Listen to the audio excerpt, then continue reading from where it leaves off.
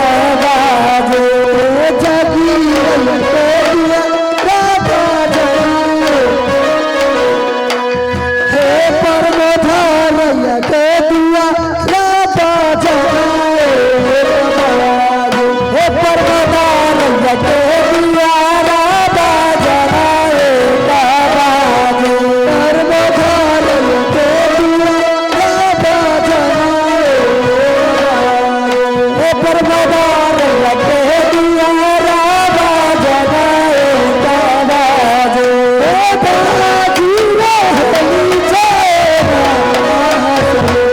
राहे बाजी रहली चेरा से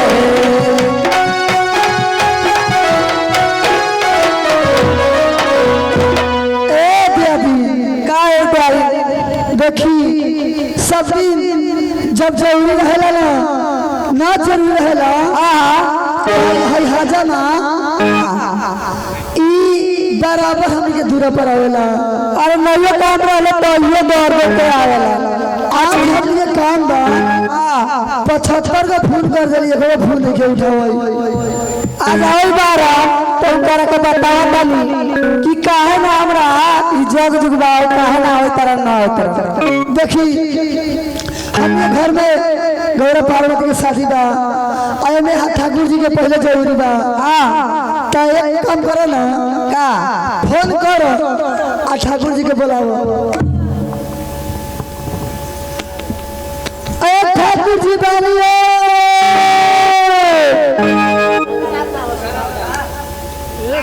ठाकुर जी बानिए। अच्छा ठीक बा आज चला तानी महाराज के दरबार में कहे कि हम बानी जात के हजाम सब कोई के गांव नगर पौनी पसारी के गाड़ी बनोई बनोई हमरा 11 बज जाले हमरे नाम कहूँ मारी तो अच्छा कही तो बारी कहो पीटता तो कोनो बात नहीं।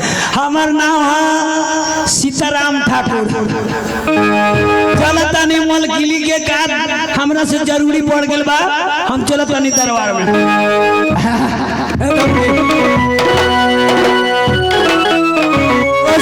मलकिनी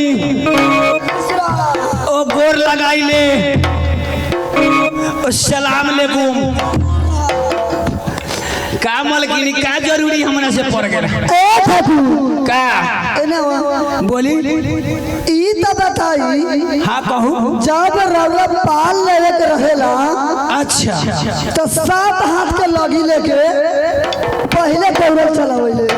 अच्छा ओ बल्कि एने ना ले एने ले माने जेने फर रहले हाँ हाँ हाँ ओने लगी नापे लगेले। अच्छा आई ठाकुर जी हाँ रउआ जरूरी हमरा बा अच्छा 10 पे फोन कर देनी रउआ एको बे नहीं खियावा। ई पहले बात मिलाऊ रउआ पहले बात समझू बोलू रउआ तो कहली कि ए नाव ठाकुर से कहूँ कम भेल बोलू मकई में देबो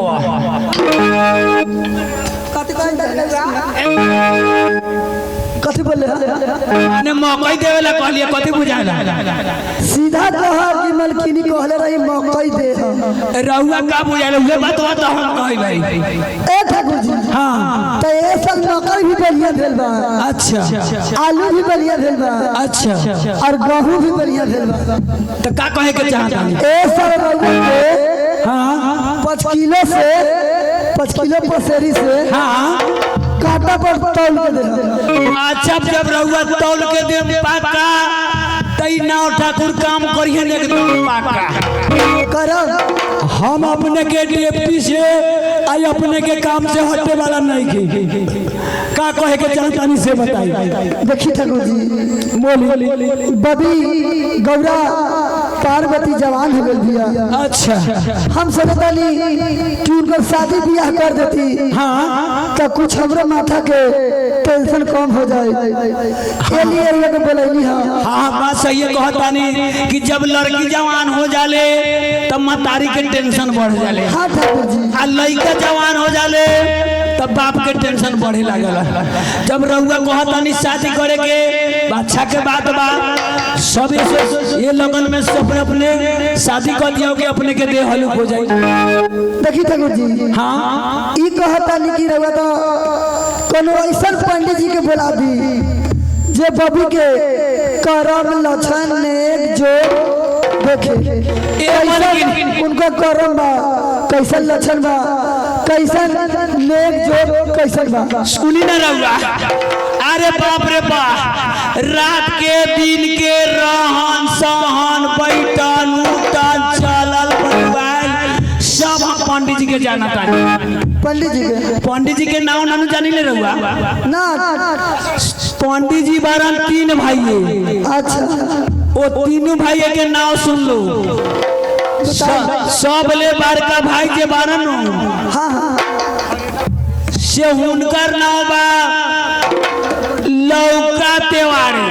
अच्छा आ उनका से जे छोट बारन जनई बाड़ी हाँ उनका नाम बा हरिंदर तिवारी। हाँ और आ सब ले जन बचवा बा छोटका दोजियावा ओकर नाम बा घिउरा जिगरी तिवारी। ए ठाकुर जी का देखी सबसे जेठ बाबा कथी नाम देली घिउरा तिवारी सबसे जेठ लौका तिवारी उनके के बोलाई। अच्छा आई बबी के यात्रा पत्र देखो करम लक्षण एक जोग आयल गेल केने जाए के बा केने आवे के बा केने रहे के बा सब देखे के पड़ी। ठीक बा फोन करके बोला ठीक बा हे मलकिनी अब जमाना हो गेल बा जाए आवे के ना। हाँ अब जमाना हो गेल मोबाइल के मोबाइल चाहिए हमरा मोबाइल दियो हमरा लगे नहीं खे। अब मोबाइल से फोन करम आ पंडित जी के तनी में चल तो लंबा करवे याद हो सब नंबर हमरा याद बा। तो ठीक बा हम मोबाइल लेके देता ली। ए ठाकुर जी का हाय रे मोबाइल ली ए सुना का हाय मोबाइल ली आ फोन करी अरे बाप रे बाप ई मोबाइल हमरा ना चाहिए। काहे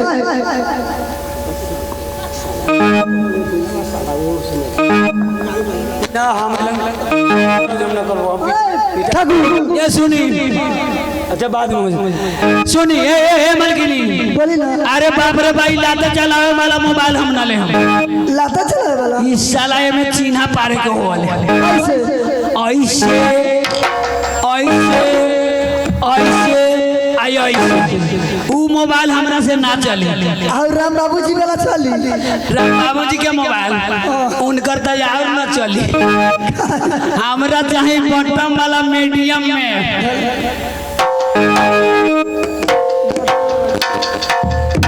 ठाकुर जी का हाई मोबाइल चली है मलकिनी ये खोज रही हम ये चलेबे करिले मरद बाड़ी पढ़ल लिखल लेकिन हमरा से बारका न चलल।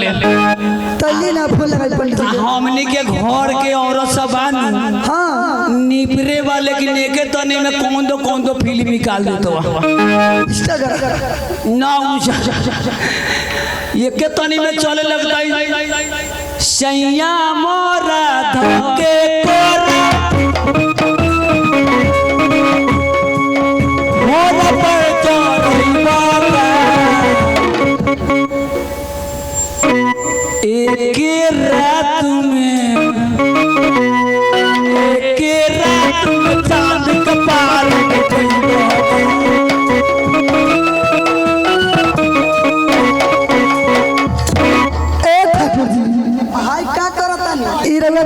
चाल ठीक नहीं मेहरारू सब पीछे से धर दई तो गोतई की ना उतारू समाज में लोग हंसी धरे के रही है तो आगे से धर दिए बेचारा के वीडियो कॉल फ्रेश हो जाती। ठाकुर जी हाई मोबाइल ली अब पंडित जी के फोन करी समय बहुत कम बा और वो जनते बारी कि एक बेर 13-14 तारीख अरे बाप रे बाप हमनी के मत पूछू हमनी के घर के बातें न कहू मलकिनी फोन करी छोड़ दो छोड़ दो पंडित जी अच्छा ठीक बा सुनिए नहीं हाँ पंडित जी ला फोन लगावता नहीं देख ली हम कैसा नंबर लगावता नहीं एक के बेर में पंडित जी लन चल जाए 1 2 3 4 5 6 7 8 9 10 अभी 10 को कई बजे तक तो 11 खोल नंबर रउआ ना जाने हाई सुनी हाई बोर्ड पर से लगाई पंडित जी के लाभ के ए बोर्ड पर बा अच्छा हम बोर्ड पर सुनो 81-020 81-020 84-886 लगाओ तानी पंडित जी डिलीवरी माइक टिड़िंग टिड़िंग टिड़िंग टिड़िंग टिड़िंग हेलो हेलो, आप कौन बोल रहे हैं? हम पंडित जी महाराज बोल रहे हैं। ओ मलकिनी पंडित जी में चल गए फोन कहाँ फोन किए हैं? ए मलकिनी उ दोसर कोनो जानो फोन उठैले रहलक सही न लगलक। हेलो हेलो, आप कहाँ से बोल रहे हैं? हम आपको जीजा जी बोल रहे हैं। अरे बाप रे बाप, ए मलकिनी इस सरवा जीजू वाला लग गया। आया ठाकुर जी आया ठाकुर जी नहीं सुनी ना आग में काट देनी ए ठाकुर जी हम आपको रामेश्वर जीजा जी बोल रहे हैं। कदो रामेश्वर जीजा जी हमरे गांव में उनकर दूगो बहिन बसल है। ई रंगे में सार जी ने लगा देली कहबे हम रामेश्वर सार जी बोल रहे हैं ना जीजा जी हती त ठीक नु है बढ़िया नु हमर व्यक्ति के उ ले जा उनकर हम ले ए सुना ना ए ई त जीजा जी न लागल के बतुआइल से पहले कहि त ई सब मौगी से छौड़ी सब बतुआइल बा। हाँ, सीवर वाली बतियाल बा छोटकी। ई छोटकी के काम बा ई कोनहारा में जाके जीजा जी से बतुआले। ए जीजा जी बोली ना कथि कहै छी? तू बात ले फूला वाले ई फूले लगा ना हमर में हारे तो ना बतुआले छोटके मोबाइल से ई छौड़िए सब के बात बा ना। बाप रे बा, हम मरद होके बार का मोबाइल ना चला लेकिन हमनी के घर के औरत बा इतना स्टैंडर्ड भले ओकरा लूर होको चाहे ना हो कोई से ओरे घोप देत हो अपने मने फिल्म ई सब बकवास छोड़ी और समय कम बा जल्दी पंडित जी के बुलाई भी बोला बतानी पंडित जी के रउआ आती रहू 1 2 3 4 5 6 7 8 9 10 11 12 13 अब कौन नंबर लगावा तनी 12 13 उ 13 कोई नंबर होला या रउआ जानकारी नहीं के कौन कंपनी के बा कौन कंपनी के बा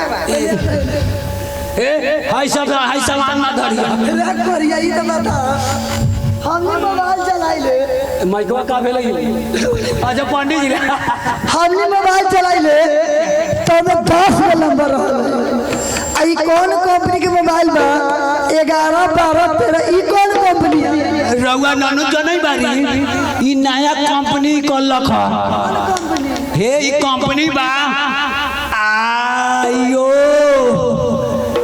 ए धम आयो मेक्सी आयो मेक्सी बा ऐसे आयो मैक्सी तो माल ले सुन लाइए न रालिया सही कहता नहीं सही जियो आईडी तो हमने जानता है आयो मैक्सी तो हमने आज देख लिया रालिया है कहाँ का आयो मैक्सी है अरे बाप रे भाई टावर इतना पकड़ता हुआ केहू ना भर पानी में एक टावर पकड़ल है साफ तो ना समझ रुकू लगाओ तानी पंडित जी ला फोन 94-474 94-474 95-575 95-575 81-076 हम लिखल हुए हमारा कथी लिखल बा 81-476 ओ 76 हमरा बुझाला 76 टेरिंग टेरिंग टेरिंग टेरिंग टेरिंग हेलो हेलो, आप कौन बोल रहे हैं? ए साला समझ नहीं आता, कहाँ फोन धरा है? हम तो पंडित जी लोग धरा है। बहान जो समझ नहीं आता, हम डीएसपी बोल रहे हैं। अरे बाप रे बाप मालकिनी, अरे बाप रे बाप डीएसपी साहब गाड़ी को दी बहान चोद कहला काटू काटू काटू काटू। अभी साले तुमको अंदर करेंगे,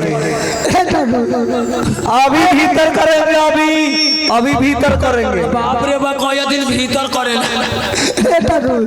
ई नंबर के हम डिलीट कर दिले। एक बात सुनी, ई डीएसपी साहब का नंबर कैसे तोरा मोबाइल में आया? अरे बाप रे बाप मालकिनी ना जाने बारी शिवहर के रहे चिकनावटा में। अरे बाप रे बाप लॉकडाउन के समय में हमार मालिक चोरा चोरा के 25 गो साटा लिख ले। केहू लेखा बोलू अगनो में नाचे ले पैसा तो बन जाई। गेली चिकनावटा में नाचे तो 2-4 गो पियकर रहे दूरा वाला जग वाला। सब घर में एके लेखा थोड़े रहले, घर में कोनो जगो करेले कोनो पीबो करले। करे कुटुम तो जग में नु तो सब में कुटुम केतनो जग देखे के फेर में रहतो, केतनो कहतो किने दही चूड़ा धइल बाकी ओके खाऊ जानली। ओही लेखा उ गेली चिकनावटा तो कहल कि बाप रे भाई नाच नहीं अच्छा हो रहा है, कि साउंड रहेगा ना तो ये नाच बहुत अच्छा लगेगा। तब आ गया कहली कि जा जा ले आओ। वही में बड़ा बाबू के गश्ती रहे 2 बजे रात के। अब जब साउंडवा बजाई बाबा आवाजवा सुनलक बड़ा बाबू एक धर धराल 2 गाड़ी स्टेजवे लंग। अब तो हमर नागार्जी साहेब ओंघड़ाई पोंघड़ाई बैसाख के दिन रहे चल गेलन वही खेत के माहे आम के पेड़ पर। आम के पेड़ पर जब वो चढ़ गेलन त का कहलन से रे ए पर आम फरल बा, कुछो होई बा तेसे का 2 गो बोतवा साला बालू आम ले ले बड़ी चटनी बिहान हुई। ओही दिन के लंबरी डिलेट ही में मार देले बारन। समय कम है, नंबर के डिलीट कर दे। फोन नहीं आई, पंडित का फोन। अच्छा ठीक बा पंडित जी लगे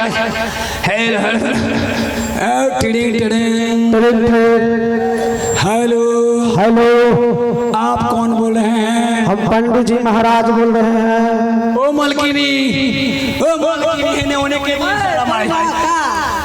अगबे पंडित जी में गेला फोन पंडित जी पर अभी फोन लग गया है। सुनो ओ पंडित जी महाराज, ओ क्या बात बा जजमान? जल्दी महाराज के दरबार में आ जाओ, शुभ काम बा। ओ जजमान, हाँ पहले सवाल से तो पुर्जे बनवा लिया हो। ठीक बा बना दिया। ओ जजमान बोली कटहर के पाता सुनी पहले है हमारा घर में गौरा पार्वती जी के शादी श्राद्ध के जाऊं। अच्छा पहले तू आओ।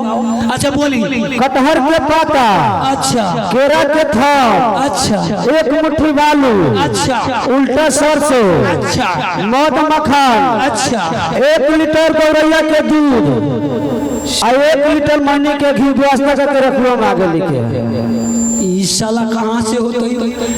100 ग्राम के मोइनी आ 1.5 लीटर बोल गौरैया के मोइनी के दूध। अच्छा पंडित आवा तोरा के टंगड़ी धो धो के घिसिया मामा। आई आई आई जल्दी आई महाराज के दरबार में।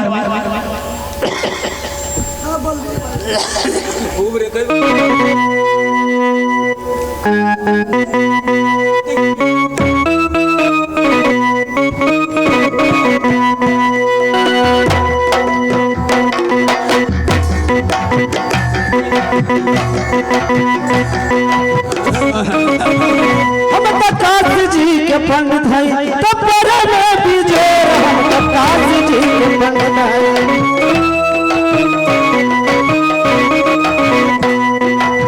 हम तपर में बिजोर, हम तपर में बिजोर, हम तपर में बिजोर।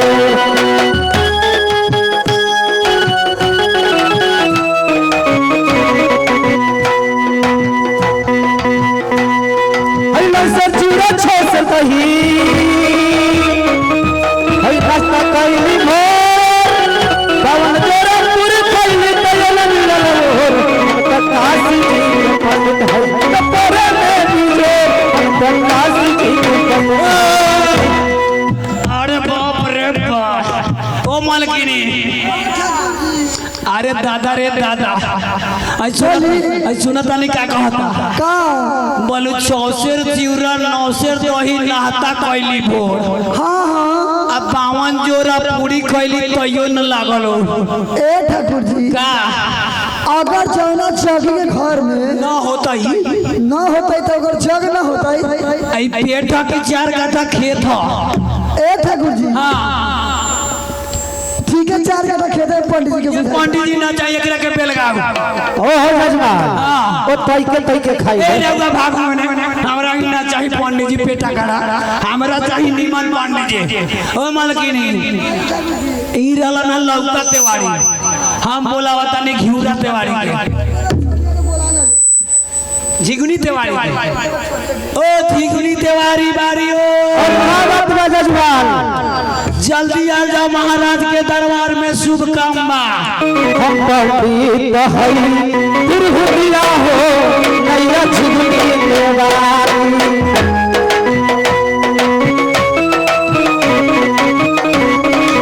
नैया झिगनी देवारी नैया झिगनी देवारी नैया झिगनी देवारी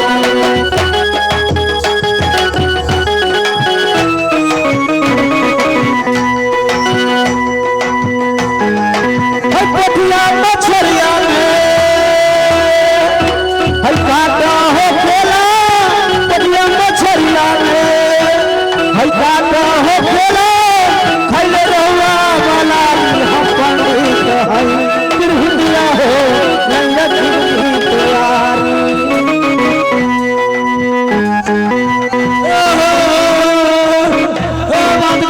अरे बाप रे बाप ओ मलकिनी अरे दादा रे दादा हमरा जग के नाच दिल रे दादा ए ठाकुर का ई तो बताओ हमनी शंकर जी के जग करतनी हाँ जब से हमनी जग के दिन तरली हाँ जब से मांस मछली दारू तारी सुतन बैठन सब बंद कर ले हम सब छोड़ देले बारी मलकिनी और रउआ ये पंडित जी के लिए बतानी मांस मछली दारू तारी पिए वाला के एकरा से हमर जग शुद्ध ना होई रे दादा ताकल न जाओ ए जग के चलते हम चौकी पर चादर ओढ़ के घुसियारी ले सब छोड़ देले बारी हम ऐसा त्यागी शंकर भगवान के जग में लेकिन ई पंडित जी हमनी के जग के नाश दी ए ठाकुर जी, हमरा चाहिए काशी जी के पंडित काशी जी के जे संस्कृत पढ़ले होके अच्छा जे करम लक्षण नेक जो पत्र दिखाई ऊ पंडित जी के बुलाई ओ पंडित जी हाँ ओ पंडित जी बाड़ी काशी के ओ का बात बा जजमान ओ जल्दी आ जा महाराज के दरबार में शुभ काम बा हम तो हई तिरहुतिया के बाभना हो नैया सुकुल देवारी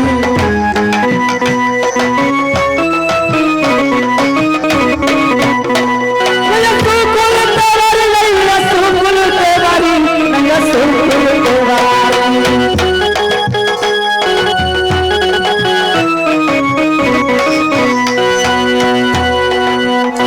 हई खजुरवे के तारी से हम पूरा करिले खजुरवे के तारी से हम पूरा करिले तिल करवे के तारी हम बनी तो हई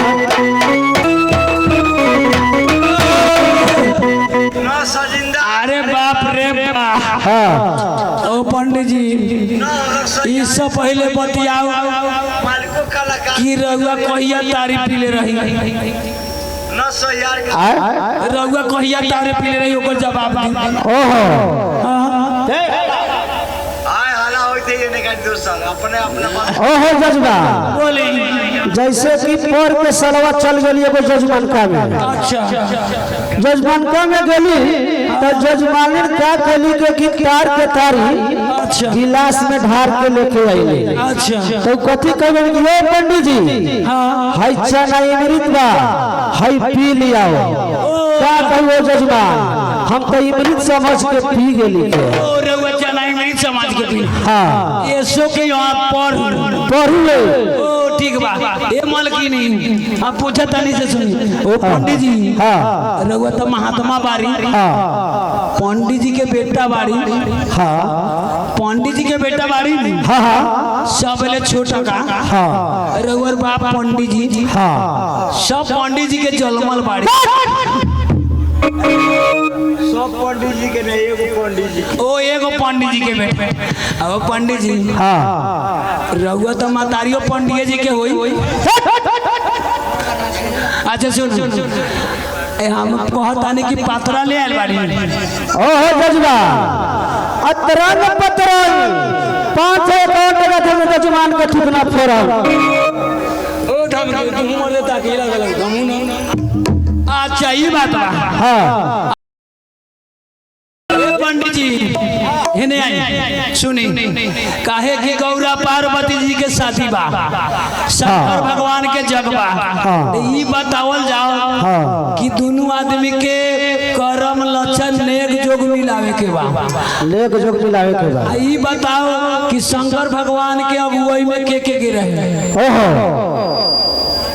शंकर भगवान के अगुवाई में नारद जी के रहस अच्छा और नाव ठाकुर ओ नाव ठाकुर पंडित जी ठीक कहतानी कि शंकर जी के जग में नारद जी के अगुवाई में और ओकरा बाद में नाव ठाकुर के रहा तो इससे कहल जाओ अब हम कहाँ खोजे जाए हाँ दोनों आदमी चलू अगुवाई में लड़का खोजल जाए आ सब निमन दिन बेजाय बेजाय दिन निमन शादी हो जाए हमनी के देह फुर्सत में आ जाए सुनी ना ठीक है देखल जा कि कौन राशि लड़की बा कौन राशि लड़का बा ओहो